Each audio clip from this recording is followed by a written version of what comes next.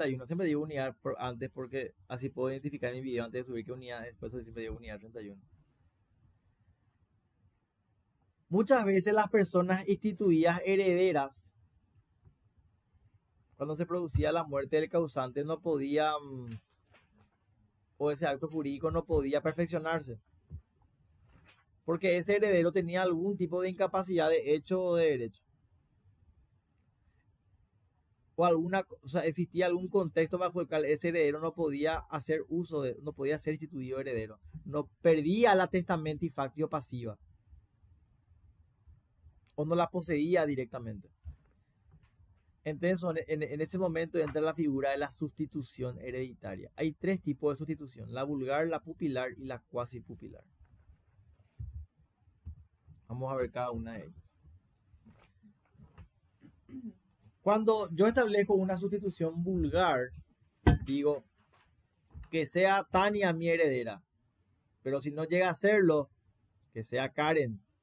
Si Karen no llega a serlo, que sea Paloma. O sea, yo le dejo como heredera a Tania. Pero te voy a matar un ratito. Y a mi muerte, antes de que Tania reciba la herencia, Tania se muere también. Entonces va Karen. Y a la muerte de Tania, Karen cae en esclavitud. Entonces la herencia va a ir a Paloma. O sea, se denomina cuando el sustituto es llamado para el caso en el que heredero designado no llega a ser. Exacto. Es una previsión que hace el testador. En la concurrencia del segundo heredero designado para el caso en el que el primer heredero designado no suceda al causante. Sí. Es la previsión que hace el testador para el caso de que el heredero principal no aceptara la herencia o no llegara a transmitirla por testamento. Porque podría pasar también que el heredero rechace, ¿se acuerdan? Solía ocurrir en Roma que el instituido heredero en primer término por el testador haya premuerto en relación al causante o que el mismo repudie la herencia, situación para la cual se nombraba un novario heredero sustituto con la intención de que tomen el lugar del primero. Sí. Podían instituirse uno o varios herederos sustitutos. ¿Con el objetivo de qué? De que esa herencia llegue a alguien. Que alguien continúe la personalidad del causante. Ese era el espíritu de la sustitución. En cambio, la sustitución pupilar, que también es una forma de sustitución, es: si mi hijo muriese antes de cumplir 14 años. ¿Por qué 14 años? ¿Qué se da a los 14 años en el varón? Se convierte en puber. Antes de los 14. Antes de los 14. Entre los 0 y los 14 años, el varón es impúber, está bajo la figura de la tutela. Es un pupilo. Si mi hijo muriese antes de cumplir los 14 años, sea Lucio mi heredero. El pater instituye heredero al hijo impúber y le designa un sustituto para el caso de que muera antes de la pubertad. Su fin era evitar la sucesión ab intestato. Claro, se compone de dos disposiciones. El padre instituye heredero al hijo, le nombra a este un heredero sustituto. O sea, si el hijo muere antes de volverse sui iuris, entonces esa herencia va al sustituto. Pero si el hijo vive, pasa los 14 años, entonces el hijo es instituido heredero. Esa es la sustitución pupilar. La sustitución del pupilo entre 0 y 14 años. Si no pasa los 14, el sustituto, porque muere, el sustituto es el que va a ser designado como heredero. En cambio, la sustitución cuasi pupilar, esto creo que salió en el examen. El testador nombraba al heredero de un filius furiosi o mentecaptus, un incapaz. Yo tenía un hijo que los furiosos eran los locos, los dementes. Y yo como testador le nombraba un hijo demente. Para el caso de este falleciera en estado de enajenación mental, la sustitución caía si el demente recobraba la lucidez o salud mental. O sea, yo a mi hijo que estaba demente le nombraba heredero. Si él no recuperaba la salud, la cordura, las facultades, entonces el sustituto era el que era instituido heredero. Si él recuperaba las facultades mentales, si él recuperaba la cordura, por así decirlo, salía de ese estado de locura, de demencia, entonces él era el instituido como heredero. ¿Cuál es la diferencia entre sustitución pupilar y cuasi pupilar? Que la pupilar se refiere a la edad del filius. La cuasi pupilar se refiere al estado psicofísico del filius. Por eso es cuasi pupilar. Estado, Psicofísico, el estado de demencia. que en el caso del furioso, sí. Los furiosos. Gracias, Tania. Gracias, Tania. Gracias, Tania.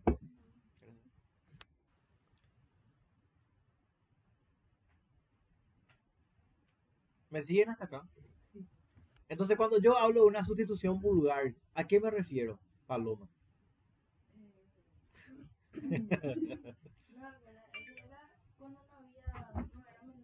No, exacto, exacto. La sustitución vulgar, Es cuando, por ejemplo, vos te morís y se le asigna a otro. exacto, porque Y si ese es el ejemplo que diste, si Tania se muere, pasa para Paloma. Y si Paloma. si Paloma rechaza, pasa para vos. Sí. Se prevén sustitutos en el caso de que los instituidos herederos rechacen o no puedan recibir la herencia. Esa es la sustitución vulgar. La pupilar es en caso de que el pupilo no llegue a los 14 años, el filio familia no llega a los 14 años, no llega a superar, muera antes de superar los 14 años. En ese caso, el sustituto es el que va a recibir la institución de heredero. Y la cuasi pupilar en el caso de que el hijo esté loco y no recupere la cordura, un estado psicofísico de demencia, no recupere la cordura, entonces se le instituye a un sustituto como el heredero. Pero si éste recupera las facultades mentales normales, él es el instituido como heredero. Esa es la cuasi pupilar.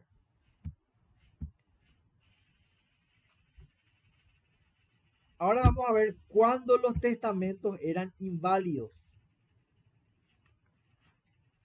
¿Cuáles eran las causas originarias de la invalidez en los testamentos?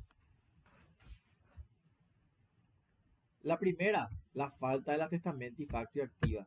La falta de la facultad para testar. Había 3 momentos para entender esto. Vamos a ver enseguida, Andrés. La falta de testamento y factio activa, que es la incapacidad de ser instituido heredero. Testamento. Ah, perdón, sí, perdón. Deja de hacerlo, por favor. Ah, Dios. Sí, señora, como no. Es que suena súper raro. Del otro lado. Tipo, parece que no sé. Yo la ¿Por otra qué vez, no suena raro? yo la otra vez estaba tocando así con mi tengo pues un celular, un bolígrafo que es para la notebook con la que yo suelo trabajar. Y estaba la otra vez escuchando todo y me... Yo le pregunté, ¿qué es lo que hizo él? ¿Es esto señal? ¿O qué es lo que está haciendo? Testamento sin institución de heredero. ¿Cuál era el requisito fundamental esencial de un testamento? Primero, arriba tenía que estar en el encabezado el nombre de los herederos. Clara y expresamente detallado. Si el objeto del testamento es ilícito, claro, yo no puedo instituirle heredero a alguien a cuenta de que este le mate a alguien. Si no se cumplieron las solemnidades. ¿Dónde se establecían las solemnidades? En el derecho civil. El testamento nulo desde el principio no podrá llegar a ser válido en adelante. Estas eran las causas originarias de la invalidez. Como el testamento era inválido, no producía efectos jurídicos. Entonces, la sucesión pasaba a ser ab intestatum. ¿Cuáles son causas posteriores de la invalidez? O cuando hablamos de la invalidación de los testamentos. Y acá hay 3 figuras. El ruptum, irritum y destitutum. Esto salió en el examen. Y debo confesar que me hizo dudar eso. Ese sería. Tirado era, pero me hizo dudar. Y no quería, yo no podía equivocarme en eso. Por eso dudé y le pregunté a Salete y a Mavi que le pregunté por eso. Para Paloma, que todos lo saben. Omnisapiente de balón. El testamento ruptum es la revocación o alteración del testamento y confección de uno nuevo por el testador. Habían dos causas. Yo ya tenía mi testamento hecho, ¿verdad? Y después venía un hijo. ¿Qué es el hijo póstumo? El hijo que está en la panza de la madre a la muerte del padre. Ese es el hijo póstumo. Yo hice el testamento, morí, pero mi señora quedó embarazada. Entonces el testamento es roto. Hay una revocación del testamento. O cuando el testador realiza un nuevo testamento también. El testamento antiguo queda roto. El que vale es el actual, el más actual, no el más antiguo.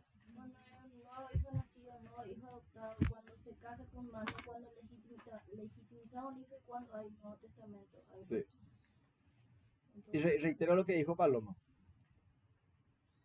Cuando hay un nuevo matrimonio, el testamento anterior es ruptum, es roto. Porque se entiende que hay un nuevo vínculo. Cuando hay un hijo adoptivo nuevo o cuando nace un hijo nuevo también, porque se supone que le tengo que instituir a mi nuevo hijo también como heredero. Por lo tanto, el testamento anterior está roto. En estos casos se considera que el testamento está roto y se sustituye por uno nuevo. El anterior queda inválido. El testamento irritum está tras otorgar testamento válido, el testador sufría capitis diminutio, o sea, una disminución en sus capacidades. Como sufría una disminución en sus capacidades, ¿qué perdía? La testamento y factio activa. Por lo tanto, su testamento era inválido. Por cautiverio y guerra, por esclavitud. Perdía la libertad, pues. Como pierde la libertad, pierde la testamento y factio activa. Como pierde la testamento y factio activa, su testamento es inválido. Por eso es que el derecho romano crea esa ficción jurídica por la cual el cautivo que muere se considera que murió antes de caer en cautiverio, para que no pierda la testamento y factio activa y su testamento pueda ser válido. Por eso era que hacían esto los romanos. Inteligente, ¿verdad? Y el testamento destitutum, si el heredero fallecía antes del testador o se negaba a aceptar la herencia, si no podía aceptarla por incapacidad sobreviniente o cualquier otra causa. Desertum. Destitutum o desertum, sí. Destitutum o desertum. O sea, desierto. Si todos los herederos rechazaban el testamento, entonces el testamento era desertum o destitutum. Moven a tu, sacudile así. Ahí.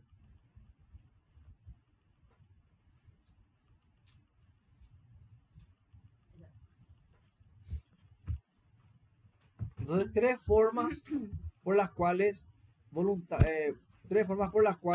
se puede invalidar el testamento por causas posteriores. Cuando se rompe, que es el testamento ruptum, el testamento irritum y el destitutum.